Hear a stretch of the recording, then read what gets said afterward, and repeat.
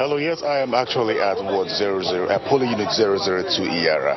And just before you introduced me, the Senator Smart, who was the second candidate going head-to-head with Dino Melaye, just arrived his polling unit now, and he has opted to join the queue, so he's at the back of the queue right now. We understand that there are about 974 registered voters here. We've seen about 5 unarmed policemen and 1 NSCDC official. So far, it's been smooth sailing. There's been no case of violence. We've only just returned from Iyara, that's Senator Dino Melaye's polling unit, and it was also smooth sailing there. At about 9:16 a.m., Senator Dino Melaye voted, and the process as well was smooth. About 745 registered voters there. So far, it's been smooth. From here, we plan to move to other polling units. Senator Dino Melaye did say, however, that he got information that there are some areas, some local governments where violence was being perpetuated, and he's informed the Nigeria police force, and he believes that something will be done. He is confident of winning this.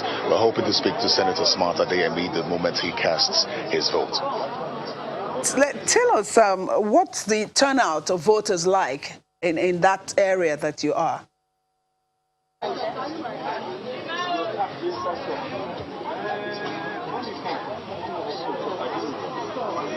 Oh, it's looking like it's a good turnout. It's actually a good turnout, if I may say that, because so far we've seen the queue shorten, extend. So clearly people take their time to come when they should. The same thing applies to Dino Melaye's ward as well. So in all, it's the turnout is quite commendable. Its preparation. When did the officials get there? Did they get there on time? And talk to us about the security, operatives. 31,000 policemen have been deployed. How many of them, or how much of them have you seen around?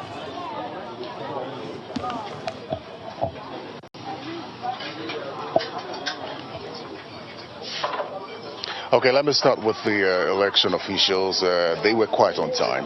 Voting started at Senator Dino Melaye's ward at about 8:06 a.m.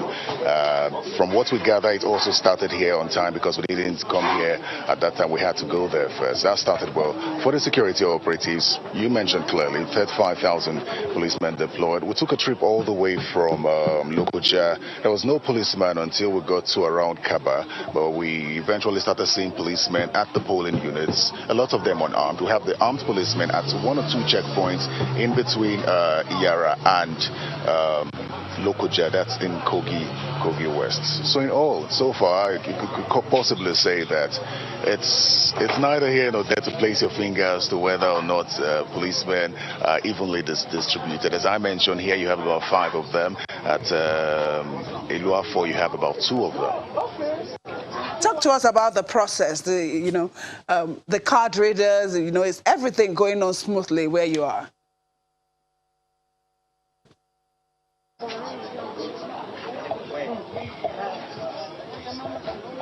Yes, absolutely. There's been no reported case, at least none that we're aware of any card reader malfunctioning.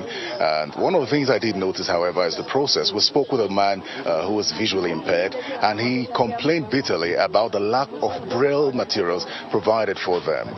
He initially said that INEC had promised that material would be provided for them to enable him vote. So he did cast his vote with the aid of his grandson, but he couldn't categorically say whether or not his vote would count, considering that he didn't have any. He wasn't so sure about where it printed. So that's one of the issues I think that will be raised. And remember, yesterday I did bring it to your attention that a set of election observers, physically challenged, will be deployed to various polling units under the Access Nigeria group, and their duty is to monitor whether INEC will fulfill its promise of ensuring that the visually impaired are paid close attention to.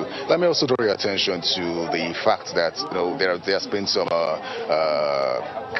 they've canvassed for the elderly to get special attention. We didn't see that initially when we got to Iyara ward, that's Senator Dino Melaye's ward, until an elderly woman fell to the ground, and then the INEC officials felt it was necessary to create a separate line for the elderly, and that's helped the process. Yeah, you've spoken about the visually impaired. What about the other physically challenged people? Are they able to cast their votes?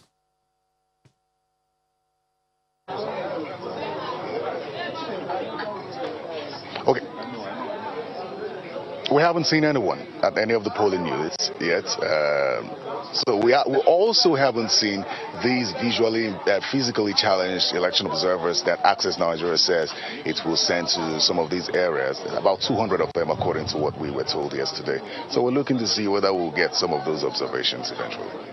All right, thank you so much, Terry. At this time, we'll let you go, but of course, we'll be back to you at, as soon as you have more information for us. Thank you so much, Terry Kumi there.